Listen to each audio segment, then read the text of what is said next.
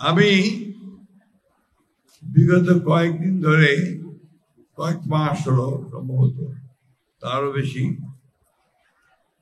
তারও আগে আমাদের ক্ষুদ্র জাতিগোষ্ঠীর যারা আছেন তাদের সম্প্রদায়ের সঙ্গে আমার একটা সম্পর্ক তৈরি হয়েছে। আমরা তাদের সঙ্গে কথা বলছি এবং তাদের সমস্যাগুলো আছে সেই সমস্যাগুলো নিয়ে আলাপ করেছি।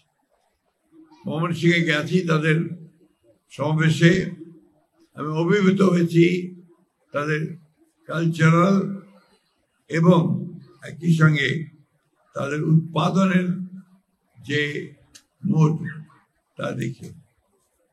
এরা আমাদের দেশে যারা বাস করেন অত্যন্ত সহজ সরল মানুষ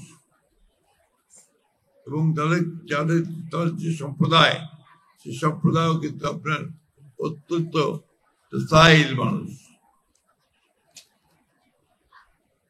প্রিন্স যে কথা বলেছে এবং আমাদের পার্থ যে কথা বলেছেন যে তাদেরকে মূল যে ব্যাপারটা, তাদের নিজেদেরকেই বৃহৎ যে স্ট্রিম, যে আমাদের মূল যে ধারা, সেই ধারার সঙ্গে তাদেরকে এক হওয়ার চেষ্টা করতে হবে। মন মানসিকতা থেকে বাংলাদেশের নাগরিক হিসেবে আপনাদেরকে উঠে দাঁড়াতে হবে। শহীদ প্রেসিডেন্ট জিয়াউর রহমান সেই জন্যই বাংলাদেশের জাতীয়তাবাদকে বাংলাদেশি জাতীয়তাবাদ হিসেবে তিনি চিহ্নিত করেছেন।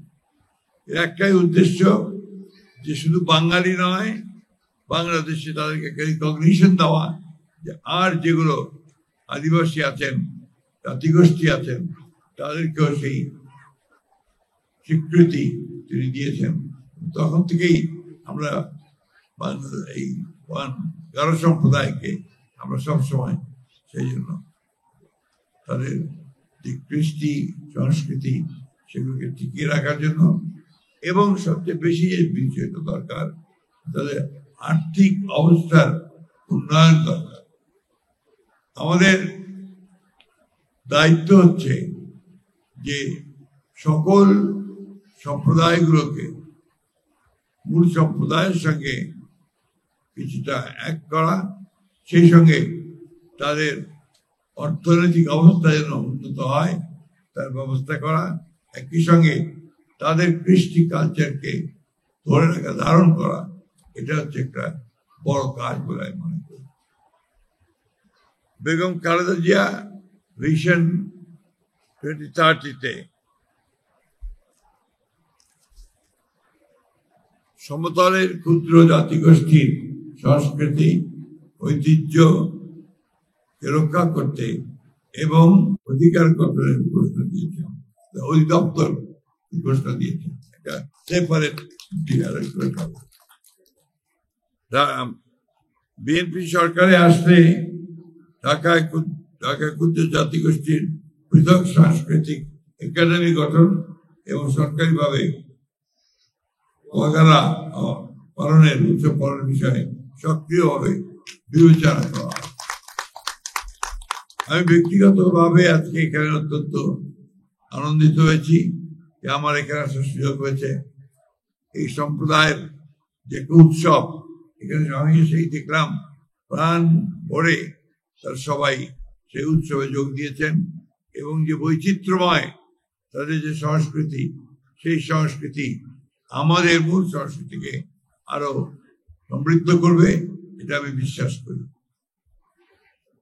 আমাদের দলের ভারপ্রাপ্ত চেয়ারম্যান তিনি 2022 সালে 31 দফা যে ঘোষণা দিয়েছেন, সেখানে খুব পরিষ্কার করে তিনি বলেছেন যে আমরা একটা রেইনবো নেশন তৈরি করব, অর্থাৎ যে নেশনে, যে জাতিতে সব সম্প্রদায়গুলো একাকার তারা সেখানে তাদের অবদান রাখতে সক্ষম হবে। সেটা আমাদের এই বিএনপি সরকারে আসলে অবশ্যই সেখানে আমরা অত্যন্ত গুরুত্ব সহকারে আপনাদের সমস্যাগুলো বিবেচনা করা হবে। আমি সময় নিতে চাই না, এইটুকু বলতে চাই, আপনাদের এখানে এসে আমি অত্যন্ত আনন্দিত হয়েছি। আমি খুব অসুস্থ, তারপরে এসেও কিন্তু আমি আপনাদের এখানে এসে যেহেতু কথা দিয়েছি আমি এসেছি, এবং আপনাদেরকে আমি কথা বলতে চাই আমি অত্যন্ত আনন্দিত হয়েছি, অভিভূত হয়েছি আপনাদের আত্মীয়তা এবং উষ্ণতায়।